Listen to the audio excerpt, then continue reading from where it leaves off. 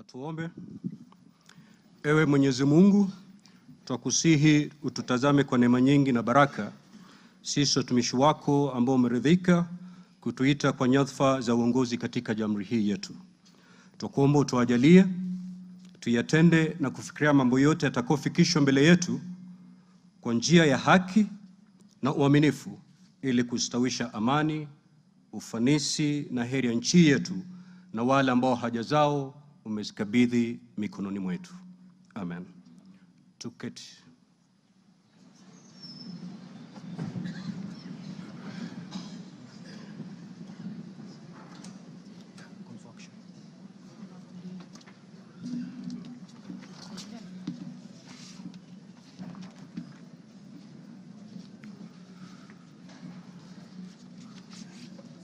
Order, honorable members.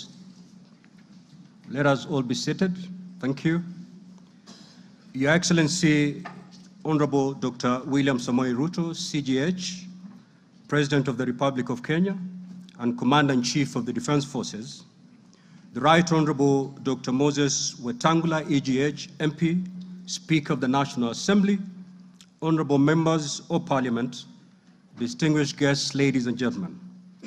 Article 132, Subarticle 1B of our Constitution provides that the President shall address a special sitting of Parliament once every year and may address Parliament at any other time. Article 132, Subarticle 1C of our Constitution further provides that the President shall, among others, once every year, report in an address to the nation all the measures taken and the progress made or achieved in the realization of the national values referred to in Article 10 of the Constitution. In addition, Article 240, Subarticle 7 of the Constitution requires the President in his capacity as the chairperson of the National Security Council to report to Parliament annually on the state of security in Kenya. In this regard, the Chief of Staff and Head of Public Service via a letter dated reference EOP/CAB.26/4A, Volume 4, into brackets 178, and dated the 9th of September 2024, informed the Speakers of the Houses of Parliament of the intention of His Excellency, the President, to address Parliament. Consequently, and upon consultation, the address to Parliament by His Excellency the President was scheduled for today, Thursday, the 21st of November, 2024. Pursuant to Standing Order 25-2 of the Senate Standing Orders, I notified honorable senators of the place, date, and time of today's special sitting via Gazette Notice number 148/29, which was published in the Kenya Gazette on Friday, the 15th of November, 2024. Further, together with the Right Honorable Speaker of the National Assembly, I notified all members of Parliament and the general public of today's special sitting via notices placed in 3 local newspapers yesterday, Wednesday, the 20th of November, 2024. Accordingly, honorable members, this special sitting is properly convened. I thank you.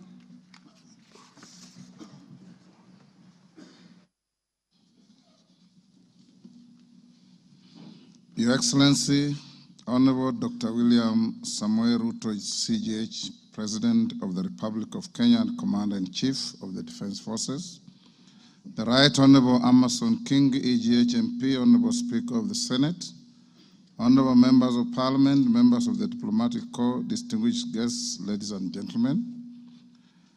Article 132(1)(b) of the Constitution requires the President to address the nation once every year and at any other time. Further, Article 132(1)(c) of the Constitution requires the President to once every year report in an address to the nation on measures taken and progress achieved in the realization of our national values. Additionally, Article 132(1)(c)(3) of the Constitution provides that the President shall submit a report for debate to the National Assembly on the progress made in fulfilling the international obligations of the Republic. In this regard, honorable members, By way of a message to the House, His Excellency the President conveyed his desire to address a joint sitting of the Houses of Parliament today, 21st November 2024. Therefore, pursuant to the provisions of Standing Order 22 of the National Assembly Standing Orders, and by Gazette Notice number 15327, which was published in the Kenya Gazette on 18th November 2024, and indeed as also notified to all members and the general public by way of newspaper notification published on 20th November 2024, I gave a notice of this special sitting of Parliament to the members of the National Assembly. Accordingly, honorable members, this special sitting is properly convened. Your Excellency, honorable members, distinguished guests, ladies and gentlemen, this year's President's address comes at a time when the country is set to host the 14th edition of the East African Community Interparliamentary Games. The Interparliamentary Games shall bring together participants from the member states of the East African Community and the East African Legislative Assembly and are part of the deepening, widening, and tightening of the integration process. The Games are scheduled to commence next month on 7th December 2024 in Mombasa County, and all is set in readiness for these Games. Moving on, Your Excellency, it's in the custom of Parliament to recognize invited guests seated in our galleries. I therefore wish to recognize the following guests who are seated in the Speaker's row. Her Excellency Mama Rachel RUTO, First Lady of the Republic of Kenya, and other members of the First Family. His Excellency Honorable Professor Kithure Kindiki, the Deputy President of the Republic of Kenya and the spouse of the Deputy President, Her Excellency Dr. Joyce Kithure. Honorable Musalia Mudavadi EGH, the Prime Cabinet Secretary and Cabinet Secretary, Minister of Foreign Affairs and Diaspora Affairs. Your Excellency, honorable members, also present in the Speaker's row this afternoon are the Honorable Lady Justice Philomena Mbete Mwilu, MGH, Deputy Chief Justice and Vice President of the Supreme Court. She's accompanied by Honorable Justice Mohammed K. Ibrahim and Justice William Ouko, judges of the Supreme Court of Kenya. Also accompanying the Deputy Chief Justice are Honorable Justice Oscar Angote, presiding judge of the Environment and Land Court, Honorable Lady Justice Jemima Wanza Kelly, judge of the Employment and Labor Relations Court. We are also honored to have in our midst the immediate former speakers of the Houses of Parliament, the Honorable Justin Bedan Njoka Muturi, EGH, the Cabinet Secretary for Public Service and Human Capital Development, the Honorable Kenneth Marende, EGH, the Honorable Kenneth Makelo Lusaka, EGH, the current Governor of Bungoma County, Honorable Ekwe Ethro, and additionally, we also are pleased to be hosting a delegation visiting our Parliament from the Republic of the Gambia. Your Excellency, allow me to also recognize the chairperson of the Council of Governors, who is also the Governor of Wajir County, the Honorable Ahmed Abdullahi, and the Honorable Johnson Sakaja, Governor of the City of Nairobi County. May I also accord special recognition to all Cabinet Secretaries present and particularly acknowledge 4 of them who are former ranking members of the Houses of Parliament, namely Aden Duale, EGH, former leader of the majority party in the National Assembly, Honorable Onesimus Murkomen, EGH, former Senate Majority Leader, Honorable John Badi, EGH, Honorable Opio Wandai, EGH,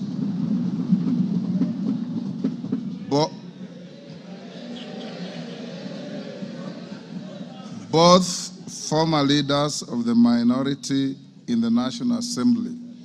I need not mention that His Excellency the Deputy President is a former leader of majority in the Senate. I also acknowledge the presence of Mr. Felix Kosgei, Chief of Staff and Head of the Public Service, Principal Secretaries, members of the Diplomatic Corps, and heads of constitutional commissions and independent offices and state corporations present. They are all welcome to the House of Parliament. Your Excellency, I wish to make a special welcome to Parliament and mention the Chief of the Kenya Defense Forces, General Daniel Kahariri, who is present, and the respective service commanders, the Inspector General of Police, and other leaders of our disciplined forces who are seated at the Speaker's row. Parliament is grateful for your distinguished service to our great nation. To all invited guests, we say, Karibuni sana kwa bunge letu. Your Excellency, honorable members, distinguished guests, ladies and gentlemen, it is now my singular honor and privilege to invite His Excellency the President of the Republic of Kenya and Commander-in-Chief of the Defense Forces to address this special sitting of Parliament. Welcome, Your Excellency.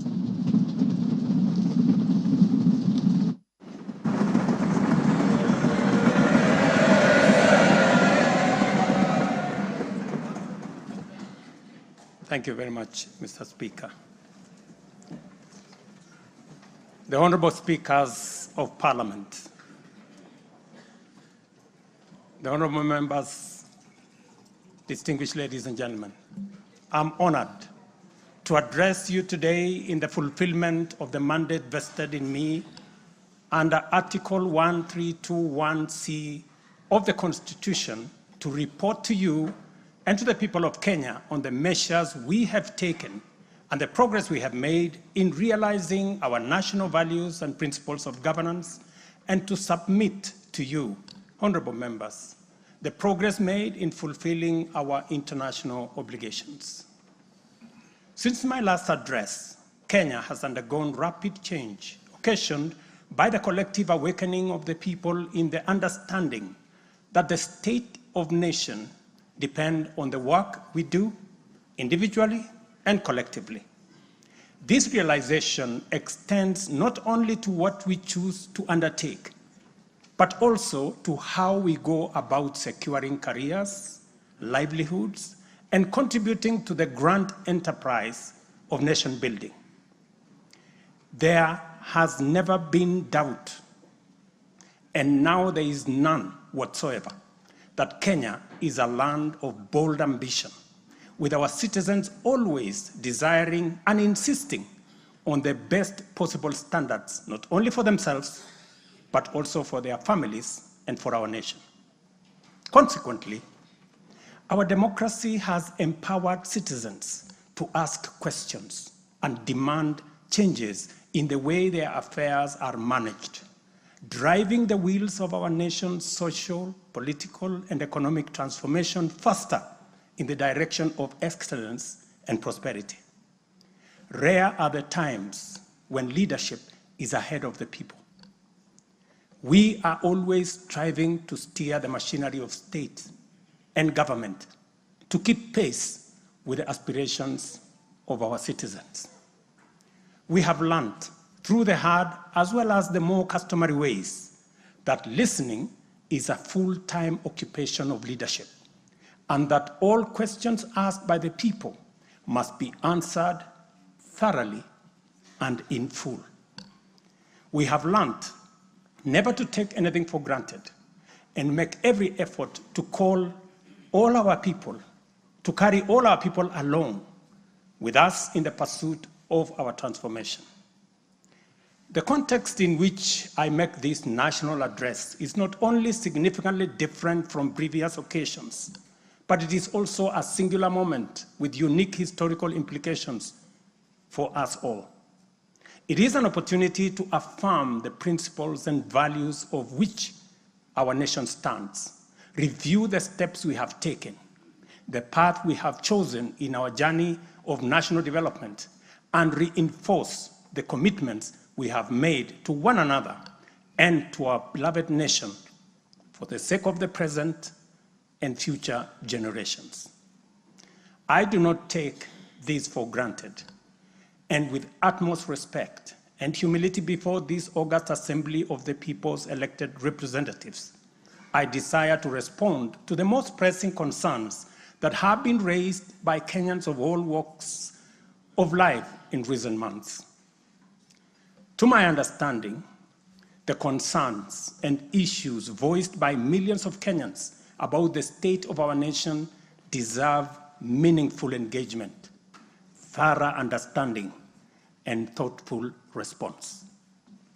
There are discussions about whether leaders understand the pain, hardship, and struggles endured by countless citizens every day as they strive to make ends meet, and whether the government is doing anything about it. Similarly, many struggling Kenyans impatiently wonder, when will real money get to their pockets? And when will the jobs promised, which they deserve, become a reality? Additionally, there has been conversations about our education system, particularly the transition to the competence-based curriculum, and whether policies in this sector are working for or against Kenyans. Important questions have also been raised concerning the direction of development in relation to democracy, human rights, and fundamental freedoms, as well as the rule of law, transparency, and accountability. Another more direct question that emerges every now and then is whether public policy in this administration is in furtherance of service delivery to citizens or just in aid of political strategy. It is undeniable that for many Kenyans, times are hard and the struggle to meet their daily basic needs remains daunting. It is also true that these conditions have persisted for a number of years now, leading to much frustration and anxiety. Although we have gone a long way to mitigate some of these difficulties, much remains to be done, though we have laid a firm foundation for decisive intervention. I believe that it is critical for us to bear in mind that this administration was inaugurated at an extremely difficult time, characterized by domestic challenges, compounded by regional and global security, geopolitical, financial, as well as climate dynamics. As a result, in 2022, the country's total debt burden was not only immense, but it was also stacked up in the most burdensome manner, leaving very little room for investments in public service or development of critical infrastructure.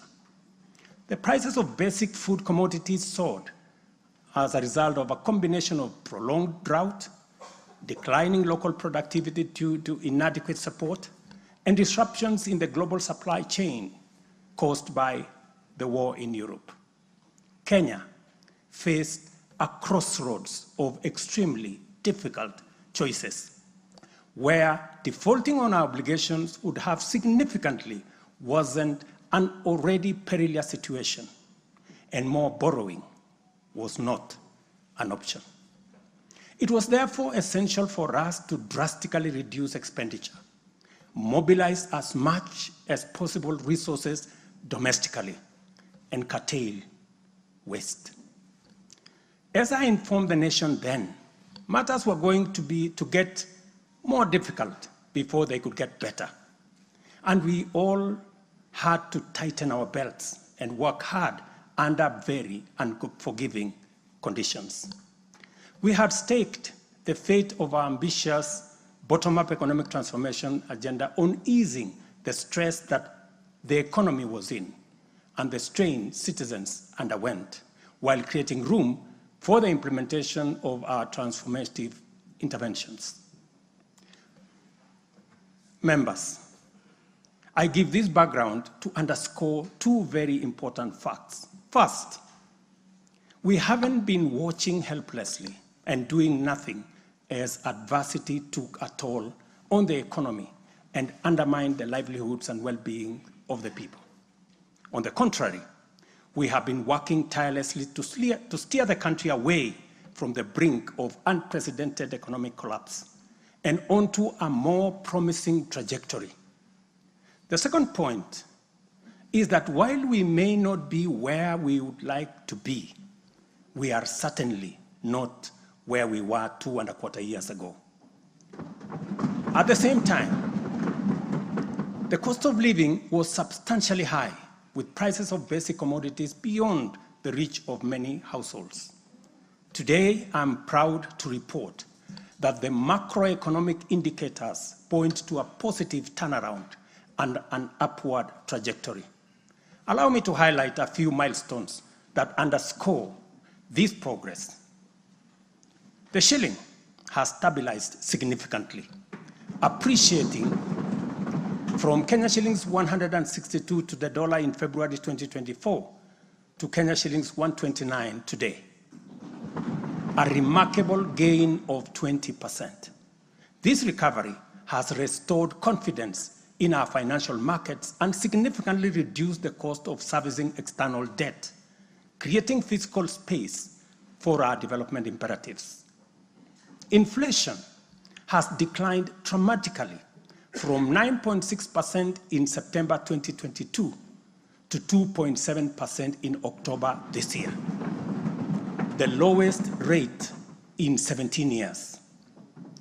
This achievement has been the consequence of favorable weather and our deliberate efforts to support farmers with affordable inputs, including subsidized fertilizer, leading not only to increased production but also productivity and lowering the prices of many cereals, including maize, pulses such as beans and peas. Our foreign exchange reserves have surged by US dollars 2.4 billion to hit a new record of US dollars 9.5 billion, providing a 4.8 month of import cover, the highest in 10 years. This resilience yields us or shields us from external shocks in the global economy and restores investor confidence. Ladies and gentlemen, interest rates are also trending downwards, reducing borrowing costs and freeing up fiscal space for growth-enhancing initiatives by business. Tax revenues have grown by 11.5% in the year to June 2024, reflecting the success of our tax-based expansion measures. The economy continues to grow steadily, recording a 5.6% growth rate in 2023, among the highest globally. We project 5% growth this year and 5.6% growth next year. Honorable members, our efforts to secure food security and stability are already bearing fruit. Since February, we have distributed subsidized fertilizer to 6.45 million registered farmers in 45 counties, enabling them to increase their yields. And this year, we have procured and through e-vouchers distributed 7 million bags of both planting and top dressing fertilizer to boost food production across the country. This intervention will see a projected increase in maize production, for example, to a record 74 million 90 kilogram bags. We have also concluded long-term agreements with 11 suppliers of assorted fertilizers so as to make this commodity available all year round. Fertilizer for the long rains season will be stocked in outlets nationwide, ensuring our farmers are ready to plant, grow, and produce. This forward momentum will not only increase our agricultural output, but also reduce our reliance on costly food imports, securing a more self-reliant and a more prosperous Kenya. This approach, rooted in my administration's policy to support production rather than subsidize consumption, has already made food more accessible, more affordable, to many households. Today, Kenya boasts substantial national stocks. 47 million bags of 90-kilogram bags of maize are in our stores. 8.8 million bags of beans, 10.4 million bags of wheat, and 2.1 million bags of rice. Slowly but surely, we are building a food-secure Kenya, where families need not to worry or worry less about their next meal. In the sugar sector, we have achieved a historic milestone. All 17 sugar factories across Kenya are now operational, producing at impressive levels, while 4 new sugar factories are under construction. In July alone, domestic sugar production reached 84,000 metric tons, surpassing the national monthly consumption average of 40,000 metric tons. For the first time in recent history, Kenya is producing enough sugar to meet our local demand. This success is attributed to many factors: subsidized fertilizer for sugarcane farmers, an additional 500,000 acres that has been brought under production, and improved management of the sugar sector, which have revitalized production and brought the industry back to life. I just signed, as you know, the new sugar laws to provide further policy guidance as we seek to be a sugar exporting country shortly. In the coffee sector, we are on track to increase exports from 51,000 metric tons this year to 150,000 metric tons by 2027.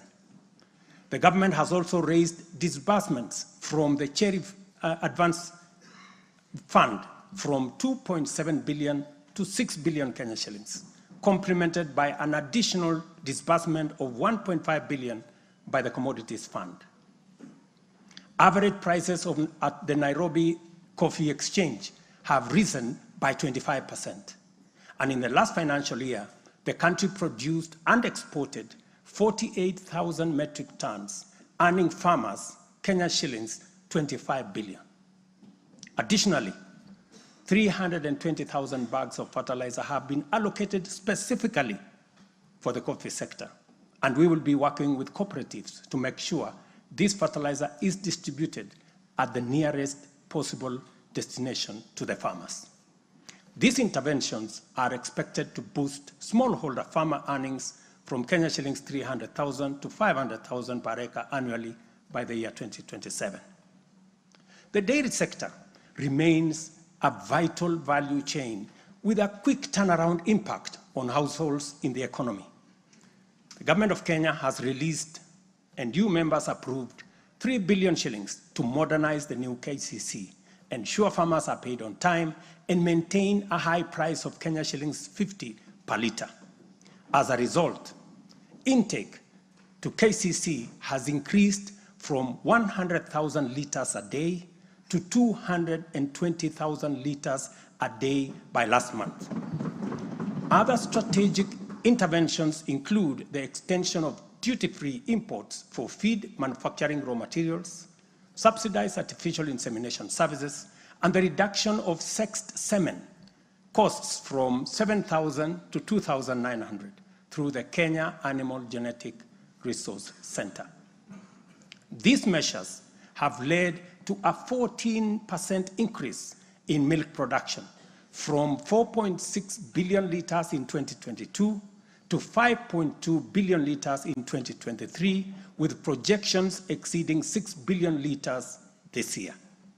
The value of exported dairy products has nearly doubled, rising from Kenya shillings 4.8 billion in 2022 to Kenya shillings 7.2 billion in 2023. These gains demonstrate how targeted policies can deliver tangible benefits to dairy farmers and drive growth in our economy. Honorable members, by 2022, the education sector was in a crisis. with a lack of clarity in transition to the competence-based curriculum, a shortage of 110,000 teachers, and 23 out of 40 public universities were technically bankrupt and at risk of closure. Among those facing severe challenges were huge institutions, such as my own alma mater, University of Nairobi, Kenyatta University, Moi University, Egerton University, Maseno University, Masinde Muliro University. To address this issue in our education sector, we have already hired, as you know, members, 56,000 teachers and are in the process of recruiting another 20,000 by January next year. We have also ensured the seamless transition of learners from primary to junior secondary and domiciled grades 7, 8, and 9 in primary school, optimizing the use of existing infrastructure, ensuring the safety of young learners, and protecting parents from the high costs associated with boarding schools far away. Recognizing the financial challenges faced by our universities and TVETs, we introduced a new student-centered higher education funding model. This model gives priority to the most vulnerable students, offering them up to 95% government support, while also pulling our universities back from the brink of collapse. The remaining challenges for a few universities, like Moi University, are related to internal administrative and governance issues, which I have given firm instructions that they should be addressed. To further enhance access to higher education, we launched the Open University of Kenya, and this House approved that exercise, paving the way for more students to achieve their academic goals.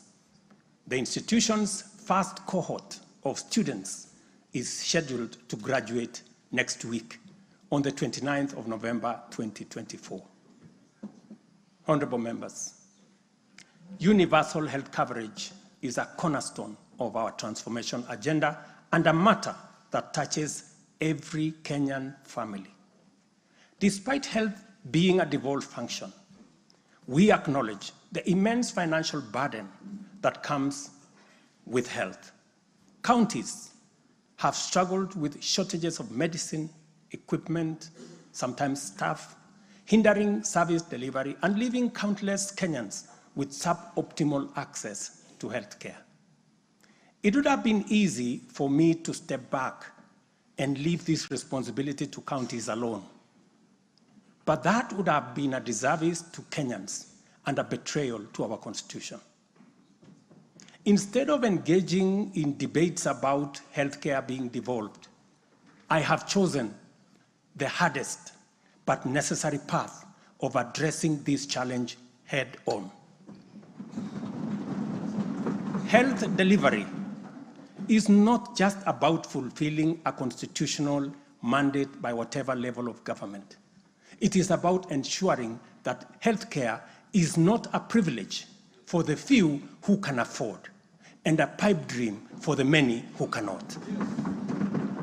For years, NHIF was saddled with debts and inefficiencies, and healthcare was being severely and negatively impacted.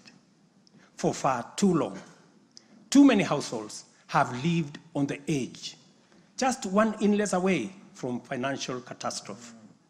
Our healthcare system has historically neglected the poor and vulnerable, leaving them without any option, while private sector medical covers remained out of reach for the majority. This is precisely what we will correct through the provision of universal health coverage. This agenda is not just about a promise. It is about a bold commitment to deliver health through transformative financing reforms, making healthcare accessible and affordable, digitizing our healthcare services to enhance efficiency, eliminate fraud, and stop corruption, and to empower a skilled and motivated health workforce. To honor our commitment on the universal health coverage, I signed into law 4 groundbreaking legislation on the 19th of October passed by this August House. The Social Health Insurance Act replaced the outdated National Hospital Insurance Fund and established the Social Health Authority, which oversees 3 essential funds. This modern framework ensures that every Kenyan, especially the most vulnerable, can access quality healthcare services when they need it most. The shift from the National Health Insurance Fund model to Taifa Care is fundamental and radical in both scale and character. NHIF, if I give you a bit of example, NHIF served a few salaried Kenyans and those who could afford to pay. But Taifa Care covers every Kenyan, regardless of employment or financial status.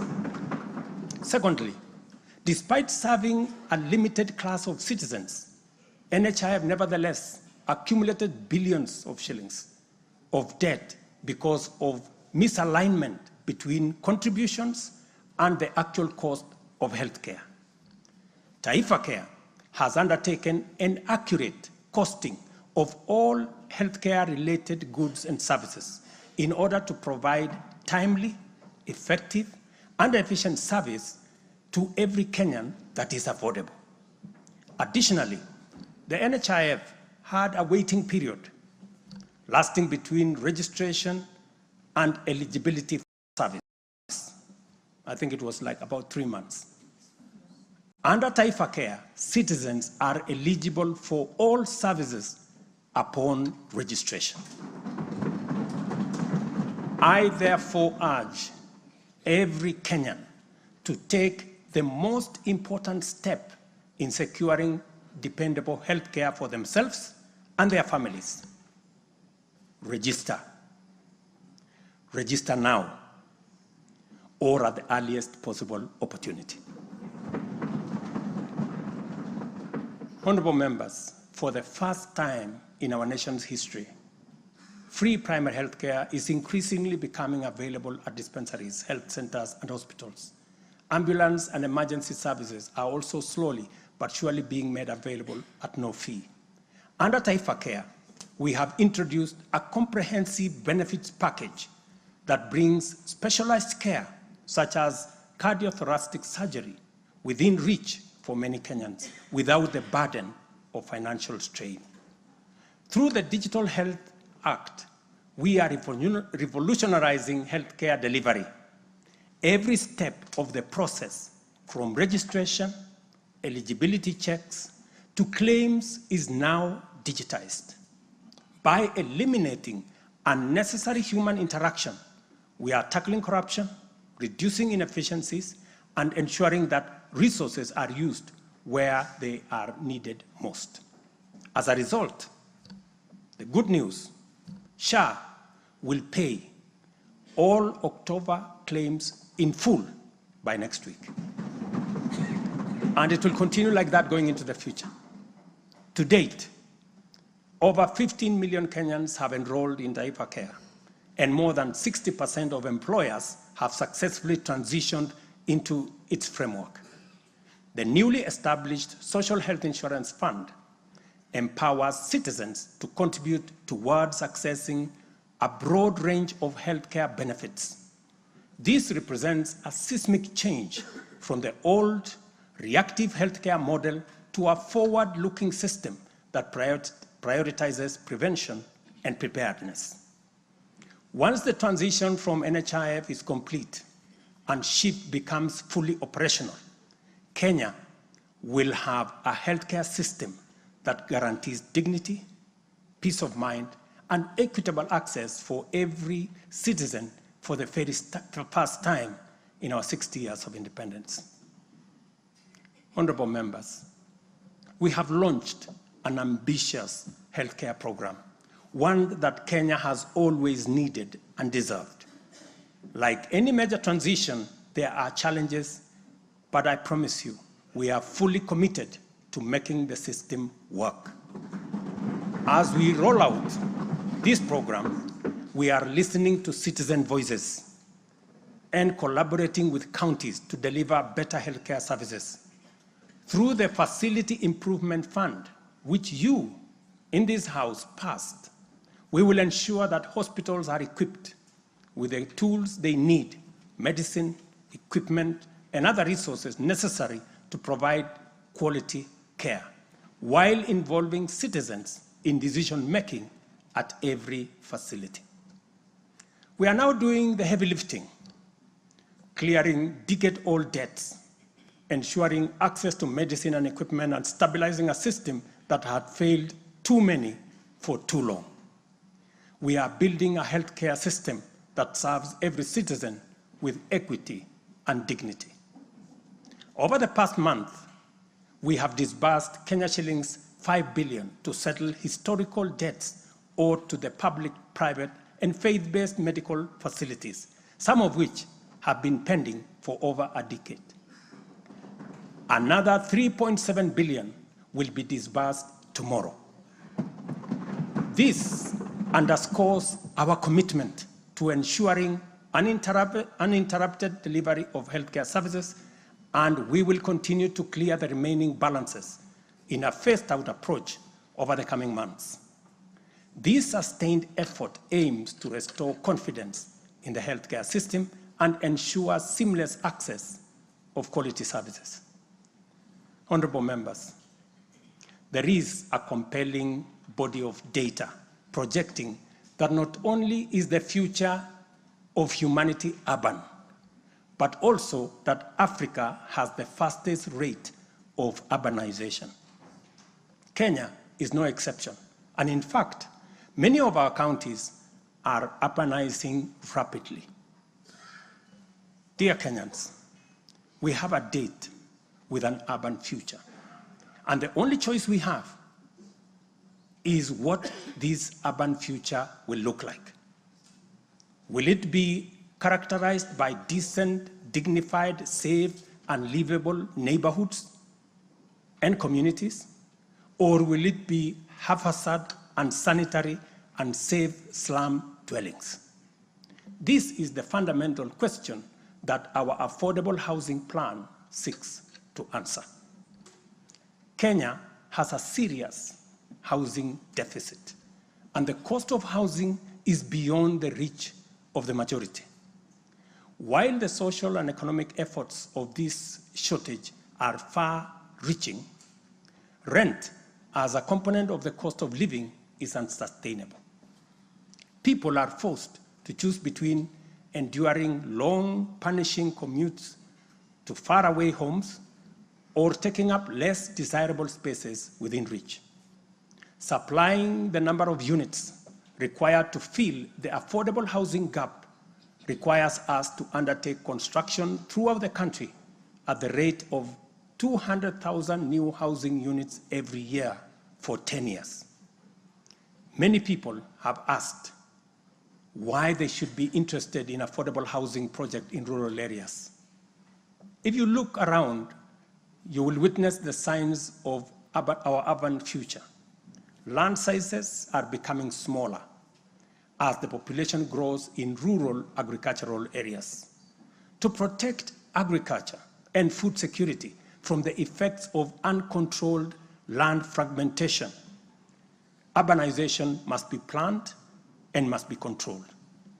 And the affordable housing program is therefore a vital component of integrated land use planning and development program that we are implementing throughout the country and in every county.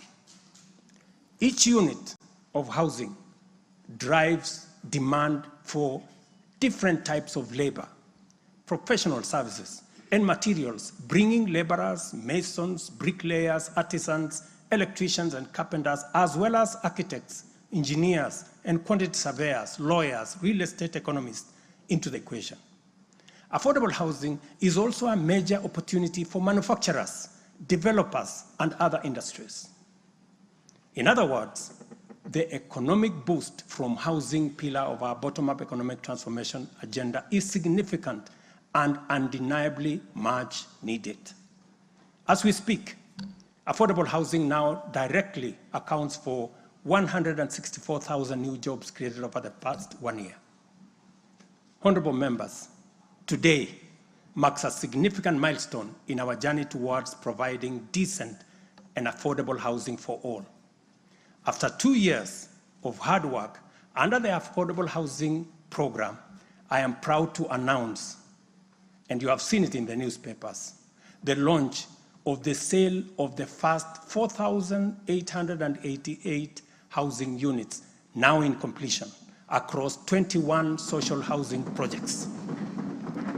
These units, comprising studios, 1-bedroom, 2-bedroom, and 3-bedroom homes, are tailored to meet the needs of our people, offering 1,041 social housing units, 2,133 affordable housing units, and 1,714 affordable middle-class housing units in 24 counties.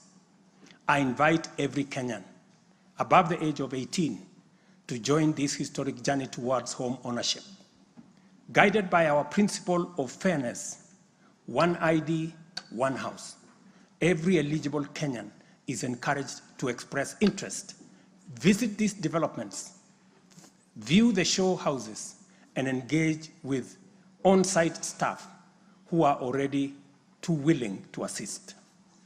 The allocation process will be transparent and equitable, ensuring that every qualified applicant has an equal opportunity to own a home. Honorable members, as part of the government's endeavor to build a nation grounded in intergenerational equity, opportunities, and empowerment for all Kenyans, we have made significant strides in implementing another key pillar of our manifesto, labor migration.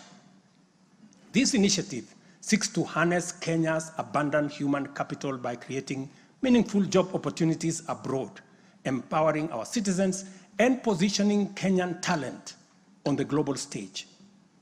Since July 2023, we have successfully facilitated employment of 105,367 Kenyans across multiple countries in a wide range of jobs.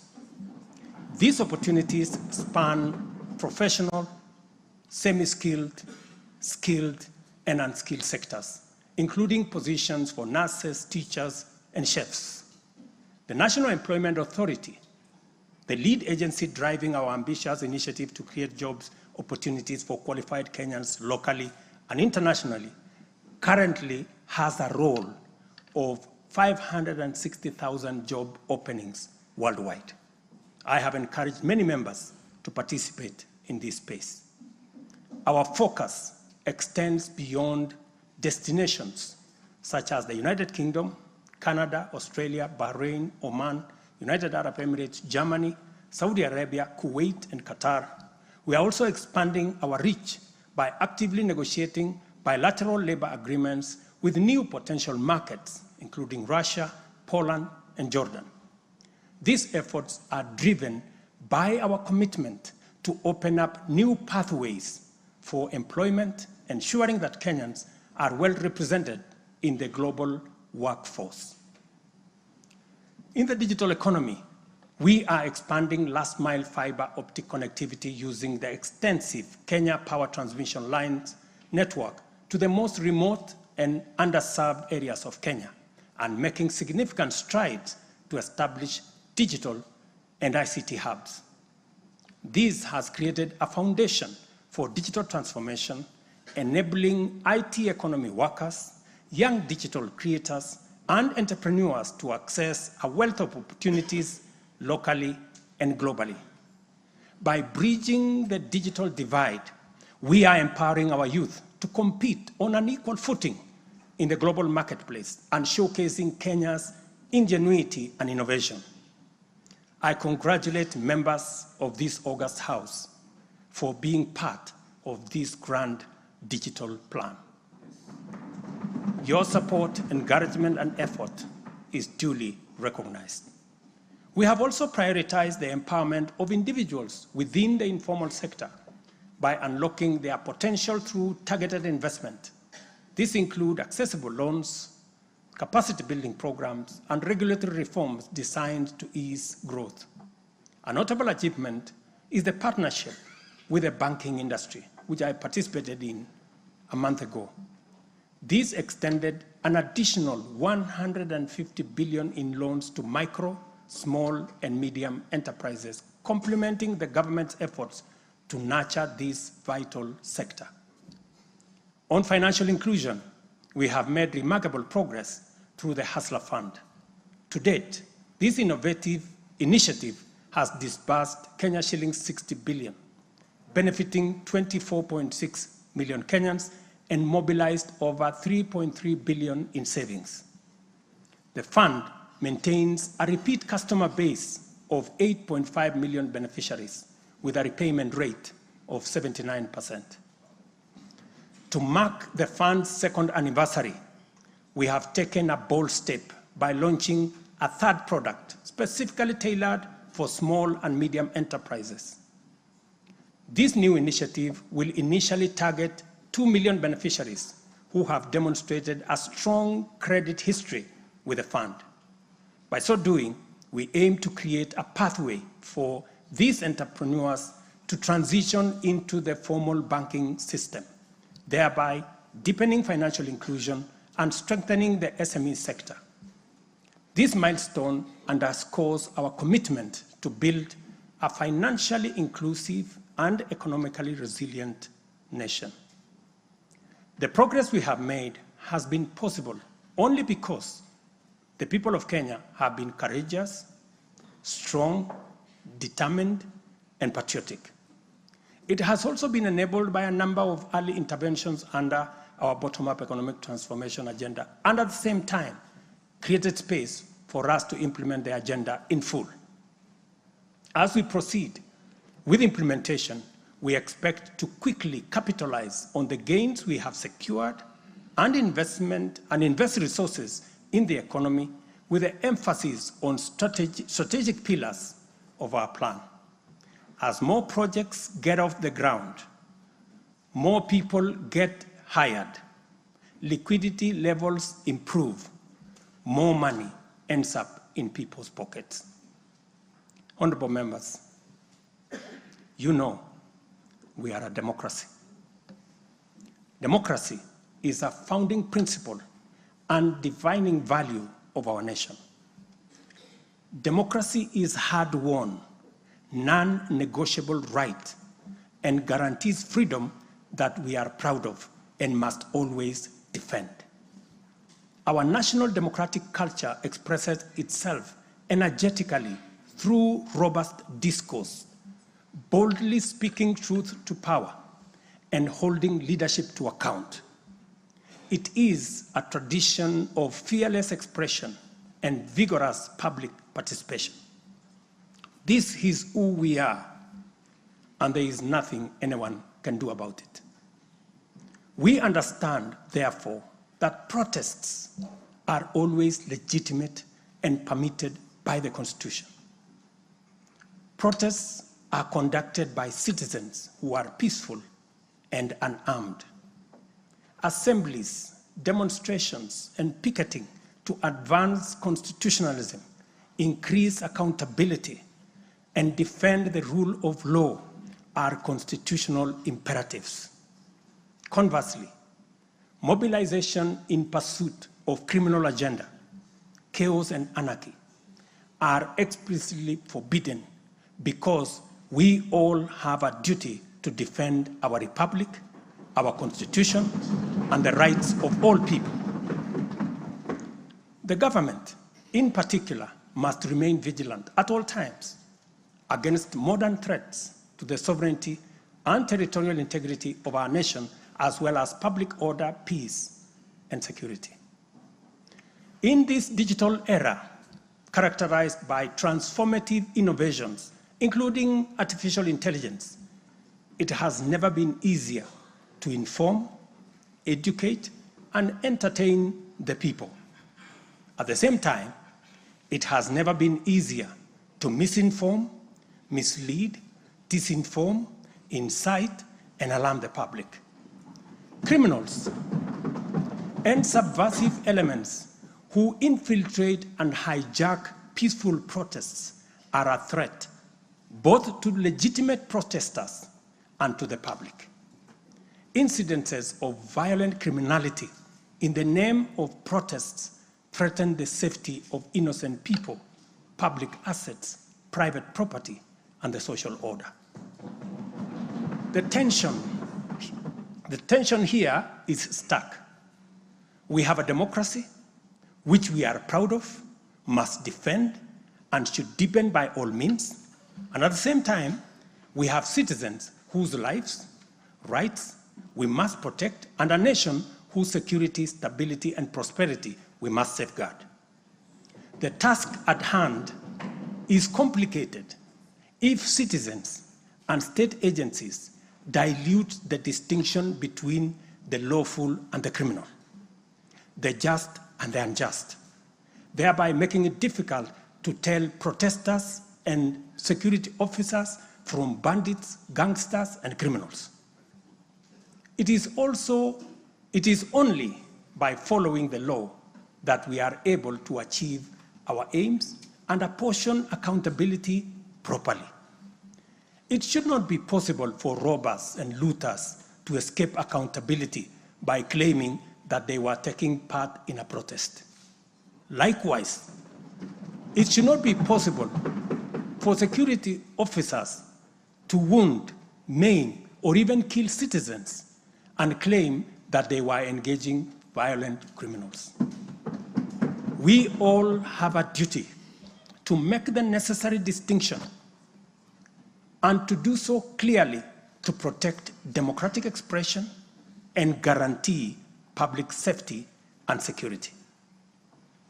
I must now confront an issue of widespread concern regarding the relationship between citizens and the security services in the context of immense threat and intense political dynamism. Numerous allegations have been made concerning disappearance of people during protests. A number of these cases have been resolved, while others have been uncovered as fake news, undermining efforts to find genuine cases of missing persons. A good number of alleged disappearances have also turned out to be arrests made by police officers. In such cases, the suspects have been duly arraigned in court. I must, however, make it very clear that there is no attempt to justify or excuse illegal arrests. Such would be a serious threat to the life and liberty of citizens. I condemn any excessive or extrajudicial action which puts the life and liberty of any person at risk, including disappearances and threats to life. I urge all Kenyans with information about such cases to forward the information to the Directorate of Criminal Investigation and to IPOA, where they suspect members of the police service to be implicated. I am aware, for example, that many of the cases that have been raised are being handled by the Independent Police Oversight Authority, an important step in accountability and justice. Many citizens, as well as various organizations representing and championing women's rights and welfare, have expressed concern about gender-based violence and the increasing cases of killings of female victims by male criminals motivated by primitive expressions of gender-based brutality and impunity. Left unaddressed, these incidents will cause the women of our nation to feel increasingly unsafe, even in their own homes. This is both tragic and unacceptable. It also complicates, in disturbing ways, the struggle by Kenyan women for inclusion, for equality, for dignity, social justice, their rights, their protection, a section of our society that has been marginalized for a long time. I am aware that most of these cases of murder of women by men have been investigated and prosecuted. It is my hope that in due course, those found culpable will face the full force of the law. Members, It is time for each of us, political leaders, public officers, religious leaders, traditional institutions, and family members, to do our part in raising boys into morally upright men who will never need to affirm their masculinity at the expense of women. But instead, contribute to making our society just, safe, equal, and inclusive. I appreciate women leaders who have taken time to engage me and propose solutions to address this issue. I have held discussions with other leaders in government, and I have tasked the Deputy President to reach out and facilitate collaborative, broad-based, and multi-sectoral deliberations and recommend effective and radically transformative and affirmative action within the next 6 months. This Parliament will recall that early in my tenure, I engaged the leadership of both houses with recommendations on a working formula to actualize meaningful inclusion of women in national leadership. We must seriously question the drivers and the motives of resistance and reluctance to take the next step in actualizing the 2/3 gender rule. We must call out those who continue to sabotage this right of women to contribute to the governance of our nation. Women are not second-class citizens. They deserve equal representation at all levels.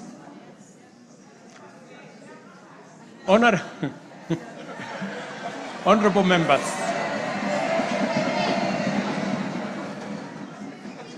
without a doubt, honorable members, without a doubt, every shilling of our national revenue matters and must be used to deliver maximum value to Kenyans.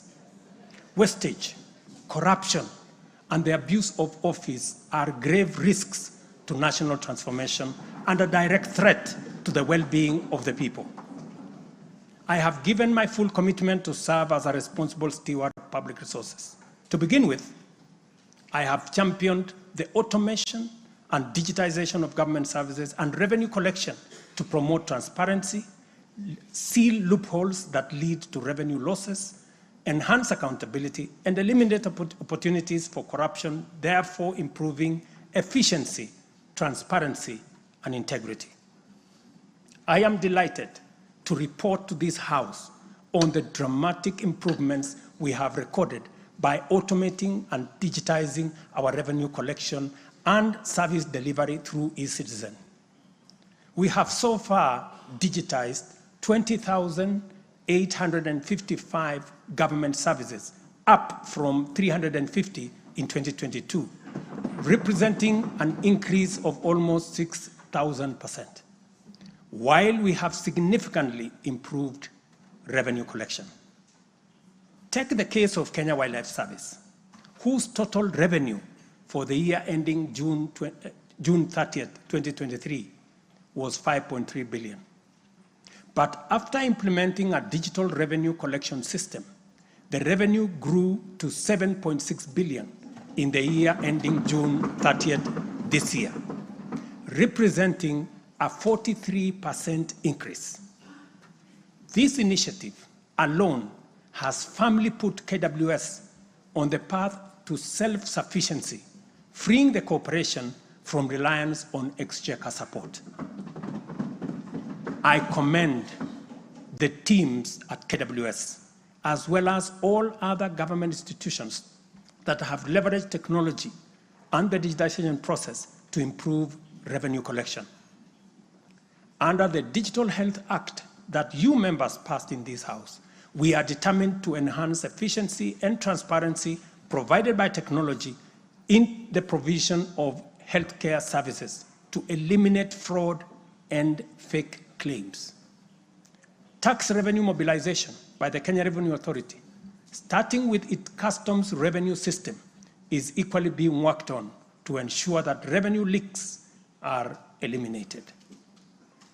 Because corruption is a serious risk to social justice, sustainable development, and national security, and the bottom-up economic transformation agenda, I am harnessing our working relationship with other arms of government to encourage the judiciary and parliament to enhance integrity and efficiency by adopting digitization and automation.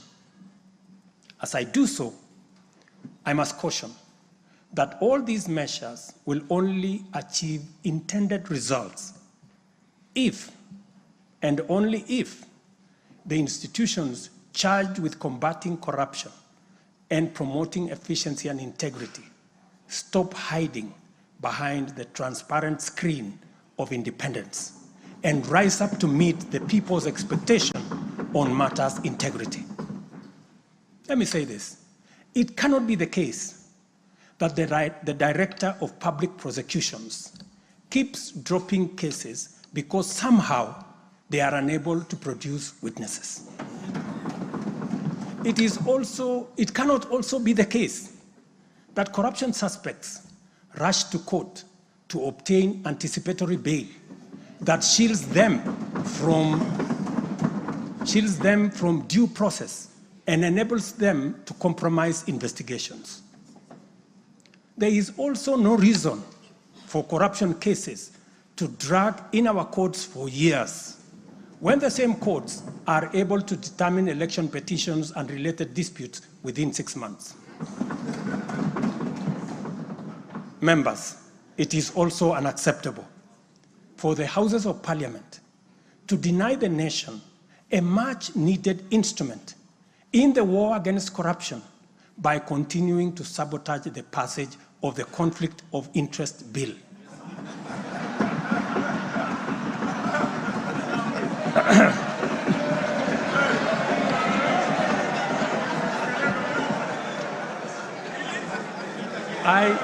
I implore you, honorable members, to stop dragging your feet on this bill, unless, my friends, there is a conflict of interest in the passing of the conflict of interest legislation. Similarly, the National Treasury has been dragging its feet in the implementation of an e-procurement system for the last 10 years. Today, I have directed the National Treasury to roll out the e-procurement system by the end of the first quarter of 2025 and ensure that going forward, only procurement undertaken through this system is sanctioned and paid for. Of the many difficult assignments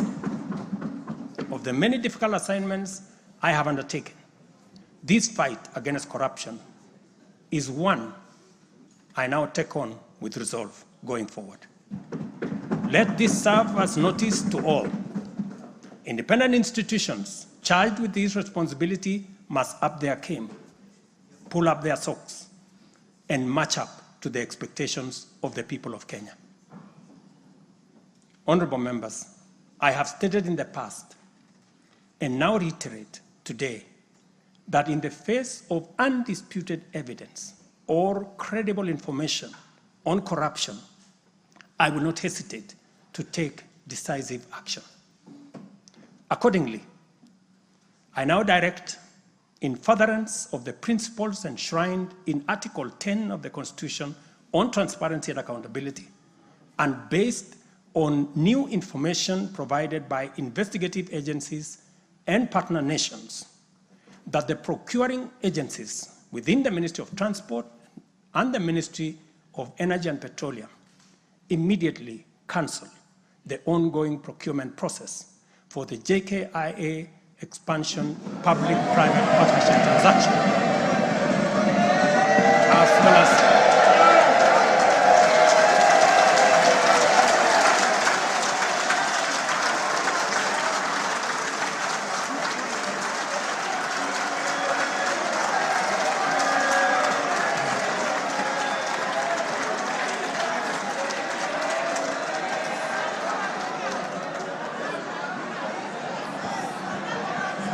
let me repeat this for clarity. I have said that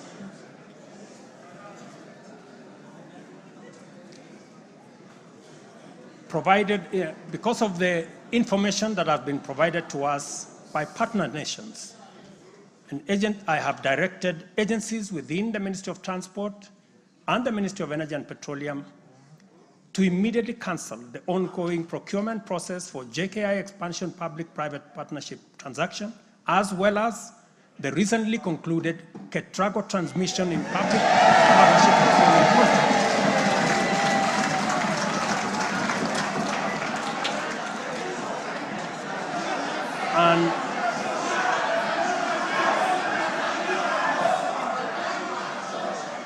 And immediately commence the process of onboarding alternative partners, because these are important projects.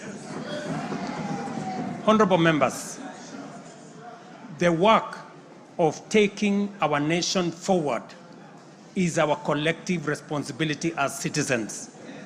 For this reason, we value the contribution of all, whether they come in the form of support or encouragement, suggestion or proposal, criticism or protest.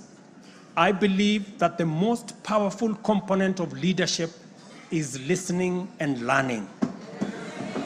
Therefore, I engage with you and listen to all citizens, their elected leaders, public officers, administrators, teachers, and other professionals, learners and the youth, farmers, fisherfolk, pastoralists, traders, craftsmen, artisans, nurses, doctors, community health promoters, and workers across all types of sectors in every sector. I listen too to religious leaders, the civil society, industrialists, entrepreneurs, and professionals. Their contributions and everyone else's have my full attention and commitment to respond through positive, affirmative action that takes the national transformation endeavor forward. I commit to continue listening and acting, to engage, debate, deliberate with you, and to take your input into consideration in serving our nation. By design, the bottom-up economic transformation agenda is defined by its capacity to elicit feedback in the course of implementation and incorporate the same in making improvements and further progress. With every input from stakeholders, our ability to drive progress increases. By listening to you and to every Kenyan, I am able to serve this nation better. As we take part in this necessary discourse, I want to make one thing very clear.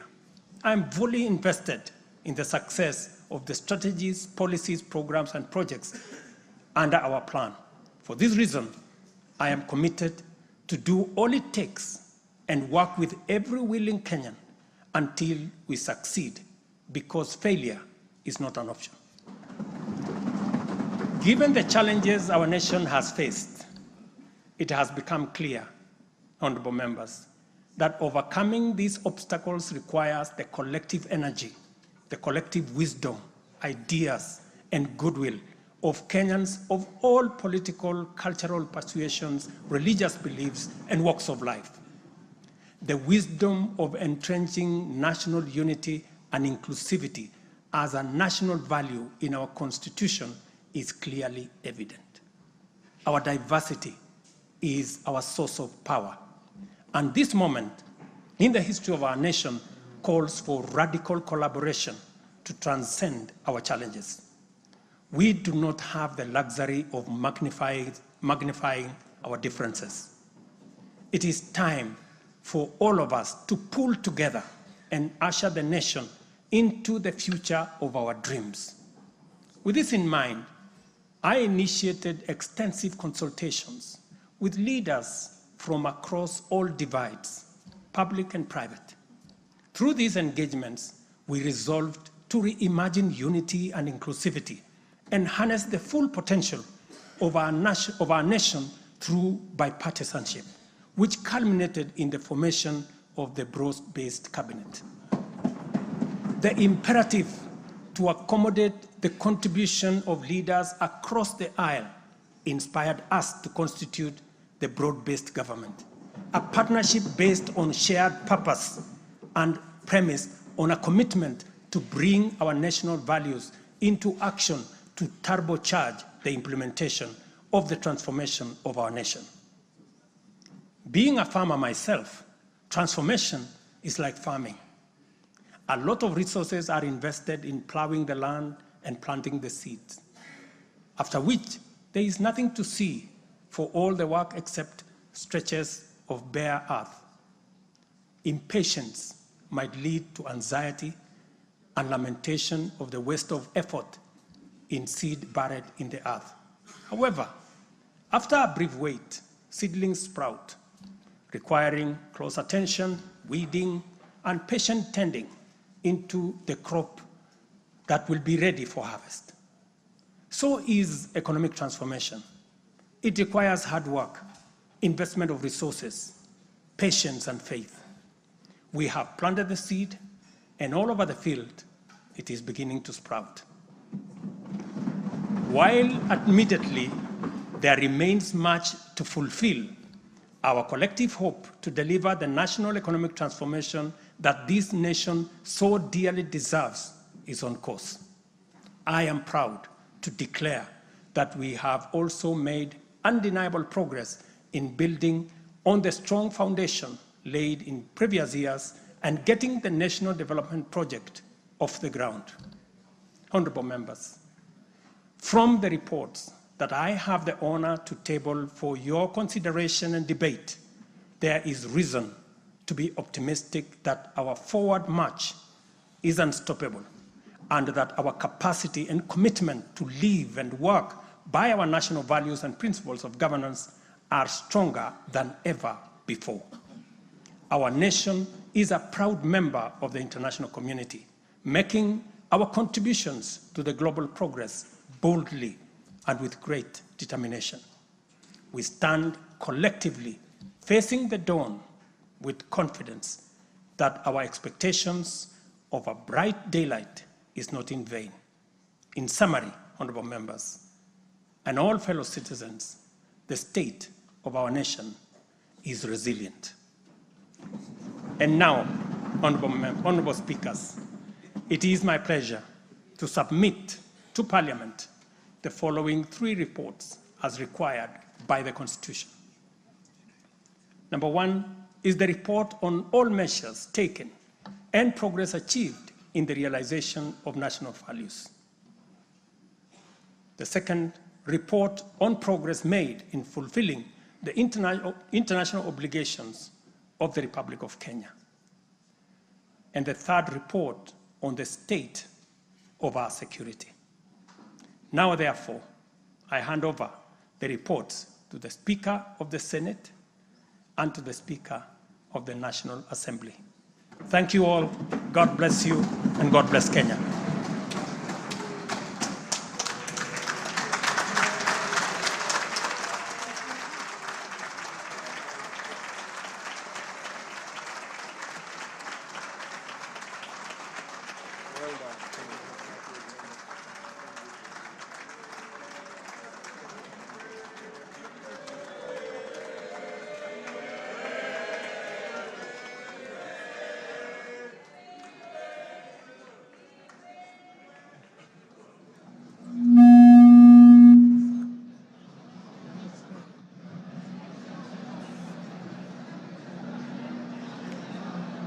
Order, honorable members, Your Excellency the President, the Right Honorable Speaker of the National Assembly, honorable members, distinguished guests, please be upstanding.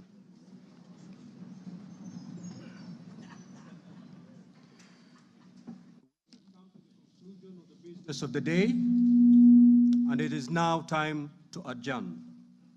The Senate stands adjourned until Tuesday, the 26th of November, 2024, at 2:30 p.m. in the Senate chamber. Honorable members of the National Assembly, The National Assembly now stands adjourned until Monday, 25th November 2024 at 2:30 p.m. May I also take this opportunity on Monday. I repeat, the National Assembly stands adjourned until Monday, 25th November 2024 at 2:30 p.m. May I take this opportunity to invite all honorable members and our guests to a reception at the Parliament courtyard. May I also request all of you honorable members and our guests to remain standing in your places until the procession of His Excellency the President and the speakers of the two houses leave the chamber.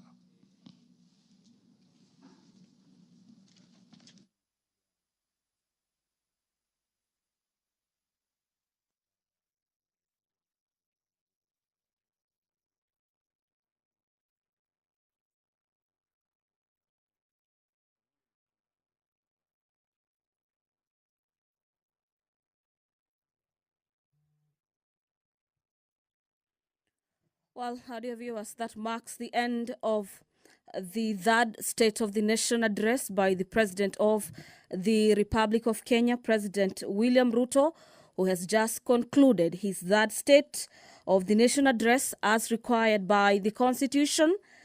The about over an hour State of the Nation address has been an address that has touched on a few issues of concern to Kenyans. Among them is the JKA Adani deal, with the president announcing the cancellation of the deal following information that has been given to the Republic. The president has also spoken on the issue of wastage of public resources through corruption, tasking the relevant investigative bodies charged with the responsibility of investigating as well as prosecuting cases of corruption to pull up their socks.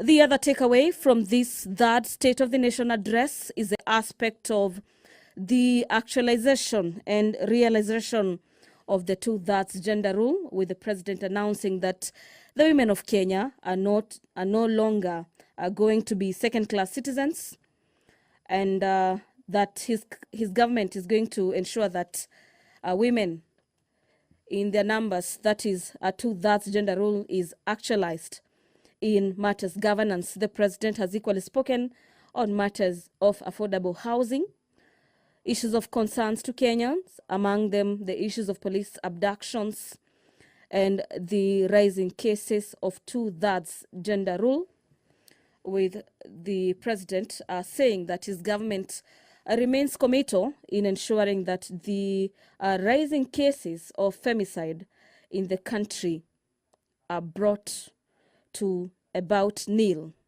This speech has also spoken on matters to do with corruption, stabilization of the economy, with the president highlighting that the economy has stabilized. On matters corruption, the president has spoken on the issues of those charged or alleged to have committed corruption cases rushing to courts to get anticipatory bails. The president says that is compromising matters investigation and derailing justice to the public, owing to the fact that their monies has been stolen by a few persons expected to uphold the integrity of the offices that they hold. Well, that marking that State of the Nation address, the president has ended his address by submitting the 3 reports required of him by the Constitution to be tabled to Parliament. Among the reports is the report of the state of the security of the country.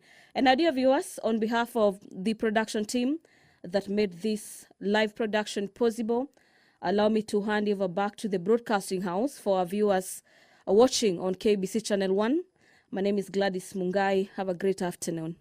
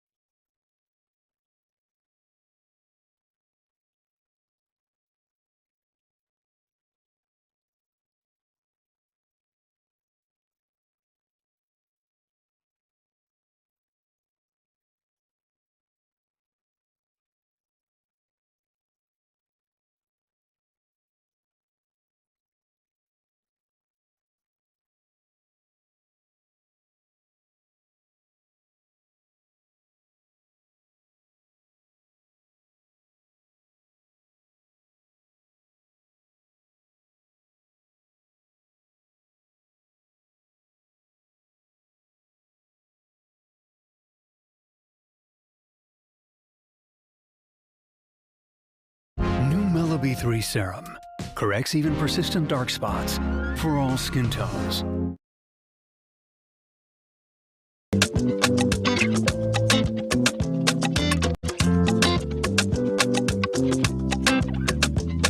Professor P.L.O. Lumumba is a distinguished scholar and legal luminary, holding a Doctor of Laws in the Law of the Sea from University of Ghent, Belgium, as well as a Master of Laws and Bachelor of Laws from the University of Nairobi. He has received honorary Doctor of Letters degrees from the University of Cape Coast, Ghana, and a Doctor of Science degree from Bells University of Technology here in Nigeria. With a rich background in human rights, humanitarian law, and international humanitarian law, Professor Lumumba has served as an advocate in the High Courts of Kenya and Tanganyika, and is a certified mediator. His influence extends beyond the legal realm. Welcome, Professor Lumumba. Thank you. Thank you very much. Thank you. You may resume your seats. I'm a great opponent of lengthy introductions. Let me start by thanking the pastor and his wife, and also appreciating those who have spoken before me and those who are present to listen to our presentations. Without you, we would be talking to ourselves. There is a sense in which much has been said. If it is the history of the continent, slavery that has been mentioned, if it is colonization that has been spoken to, if it is neo-colonization that has been spoken to, if it is in describing the continent of Africa as having been divided so very arbitrarily in Berlin in 1884 and 1885, that has been spoken to. And we have been told so very correctly how that continues to bedevil the continent of Africa and to undermine our attempts at unity. Those of you who are students of history will remember that in 1963 in Addis Ababa, Ethiopia, and in 1964 in Cairo, Egypt, the debate was, should we redraw the boundaries? It was agreed by the founding fathers then that that would be an exercise in fueling conflict, and that if we were moving towards unity, then redrawing boundaries was unnecessary. The OAU was, of course, founded in 1963, a weak organization which, as it were, introduced the concept of inviolability of boundaries and placed emphasis on sovereignty. We have been told that that could very well be the reason why Africa's growth has been stunted. There are those, and the SMO has told us so very effectively, that upon consultation with the gods, he has been told very useful things, and the gods are right in the revelation that they have made. The gods are right in saying that we have suffered in many ways and continue to do so, and that therefore the post-independence African country or countries are bedeviled by many things. That could be a reason. It has also been said that part of the reason why we have not realized our potential is because we make the wrong choices. And that could very well be true. And my brother, who spoke about choices so very well, told us that it all rests on the choices that you make.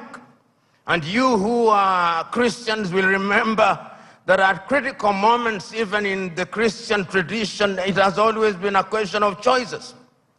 If you read the book of 1 Kings at chapter 18, when there is conflict in that little place called Israel, Elijah summons them and says, choose you now. If Baal is God, bring the 450 disciples of Baal and the 400 of Asherah who dined with Jezebel. And if God is God, let him be worshipped. If Baal is Baal, let him be worshipped. Perhaps that is the reason why we are where we are. We never make the right choices. We choose Baal when we should be choosing God. There are those who have said possibly, and you see this choice if you read the book of Joshua chapter 24, when he calls the Israelites and tells them, choose you now. Do you want to worship the gods whom your ancestors worshipped before they crossed the river, or the gods of the Amorites in whose land you dwell? As for me and my house, we shall serve the Lord. Perhaps we are not serving the gods, and that the gods are angry. And in the anger, they continue to visit pain upon us. So there is a sense in which all and many things have been talked about. But Africa sometimes judges ourselves very harshly and with a jaundiced sense of history. The post-colonial African state, the oldest post-colonial African state, is Ghana. 66 years